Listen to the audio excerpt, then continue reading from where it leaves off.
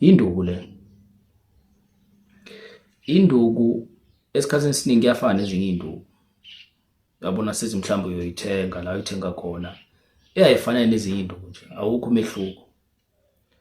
Kodwa ke mengabe le nduku oyithengayo iqondane nawe ukuthi kumele ube nayo.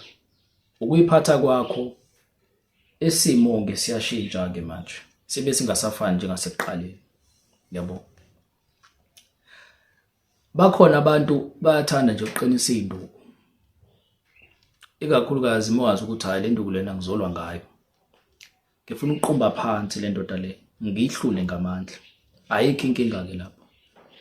Kodwa mengabe ke induku lena oyiphethe awuyolwa ngayo, kuba kuyinduku nje.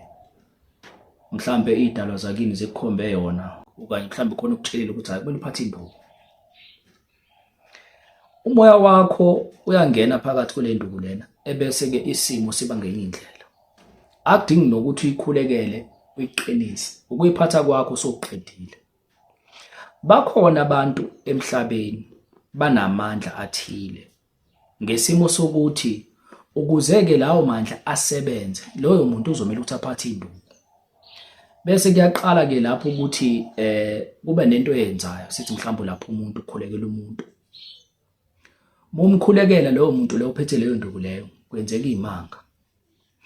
Kusho ukuthi lamandla la akhona lapho kuwe phakathi ayangenelela ke lana ke, ahlale futhi axhumane nawe ngoba indlela ke amandla wakho angakwazi ukuthi asebenze ngayo. Yabo yonke lento le. Induku ukuze ikwazi ukukhandeka ke basebenzisa ihlahla ngethu. Isihlahla sixhumane nomhlaba. Umama lapha emhlabeni phakathi ebese ke siphinde futhi sikhombe phezulu. Kuba umoya osuka lapha phezulu nomoya osuka lapha phansi uxhumane ke ube into eyodwa kuhlangane ngaphakathi. Yabo. Ukuyiphatha kwakho leyo nduku leyo kuyafana nokuthi umunye nomhlaba ube munye namazulu. Ngithi kodwa lento inolwazi ngendlela ukuthi moyiphethe le nduku lena sithi mhlawumbe uyakhuleka. Ngaleso sikhathi ke leso ke kumele uqonde kuye ke ngesimo somoya. Uzizwe ukuthi umunye nale nduku. Mawuzazi ke ukuthi umunye nale nduku ke lena ke. Kulapho ke manje amandla lawo owacelayo owakhulumisayo ukuthi enzeke azokhanda lento oyifunayo. Mhlambe ngesimo somkhuleko okanye ngesimo sokuthi ikhona into oyenzayo. Khona ilanga kade kunabantu la bazohlola ngakhuleka. True story. Ngathi mengikhuleka kade ngazi vele ukuthi kuzoyenzeka lokho. Ngayibamba induku. Ngathi ngabeka lokho phezu kwale nduku le. Ngakhuleka ngamandla. Ukukhuleka kwami izulu laduma. Hayi into okudlala futhi.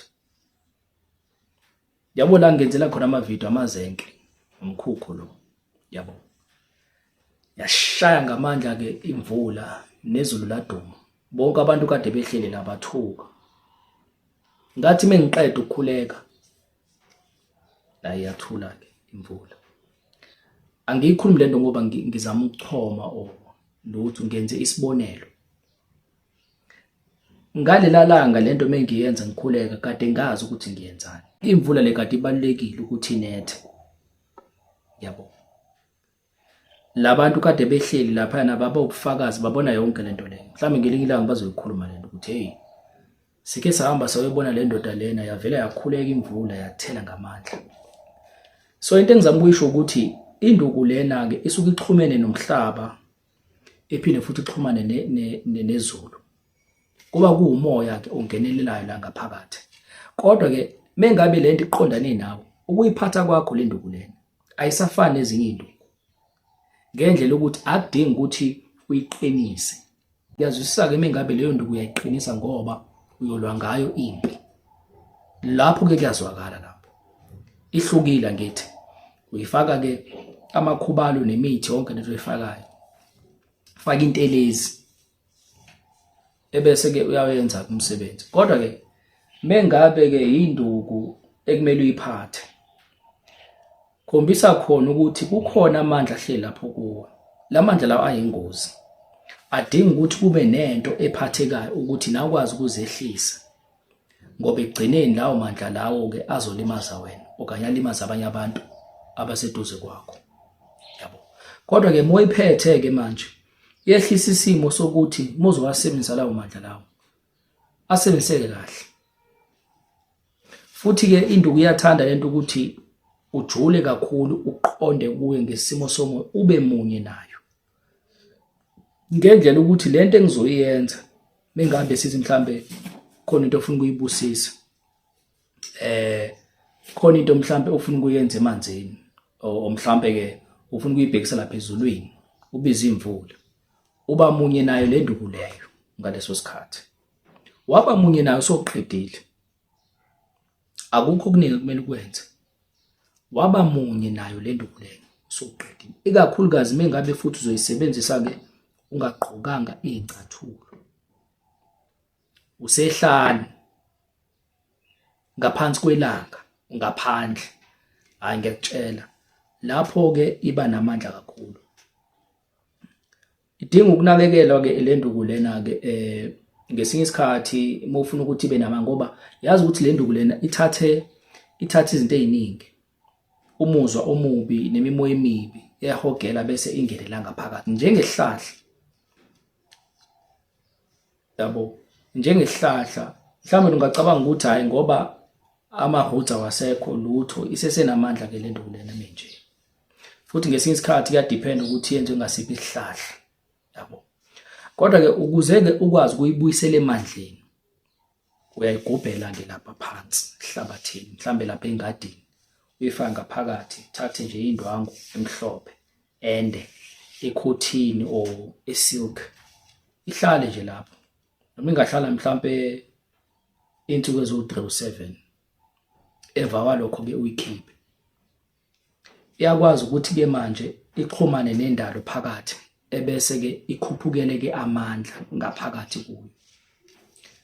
Ngesinye isikhathi uyayibeka nje elangeni 2 hours, ibeke nje ihlale lapha elangeni. Kodwa-ke angeke ngisho ukuthi uyibeke la ilanga lishisa khona kakhulu, ekuseni nantambama ilanga miliyoshona.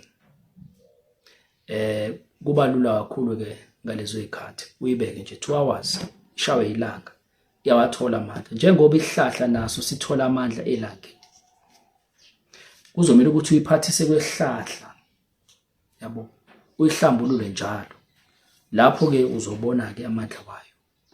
Kodwa mengabe lento vele iqondane nawe, awudingi ukuthi uyiqinise, i-right nje lokho nje, ngeke isafane nezinye into, yabo. Iba namandla kakhulu futhi.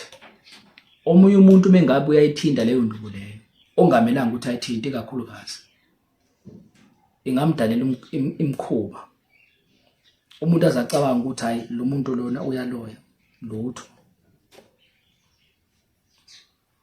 Wena uyithintelana into zabantu, yabo. Yilokho nje ekumele nikwazi ngenduku. Futhi lento ayihlukanga kakhulu namakristalo nezinye izinto, yabo, ngoba kuyindalo. Kodwa-ke ukuyithinta kwakho, futhi azi induku yenzani ngesinye isikhathi, asithi bakhona abanye abantu abangayithembi. Ube nalento ukuthi isikhathi esiningi ushawa uvalo, awuyithembi, noma ufuna ukukhuluma nabantu awuyithembi. Ukuyiphatha kwakho uzoqala ukuyithemba-ke manje, ube nomoya ophansi. Lento ofuna ukuyenza uyiqondise endleleni la kumele iye khona, iyenzeke lento leyo, ngesimanga sokuthi uphethe le nduku le. Ngiyakutshela, yenzeke lento le, ifezeke futhi. Ngeke usatatazela, into ekumele uyenze uzoyenza-ke nje kahle, yabo. Yilokho nje.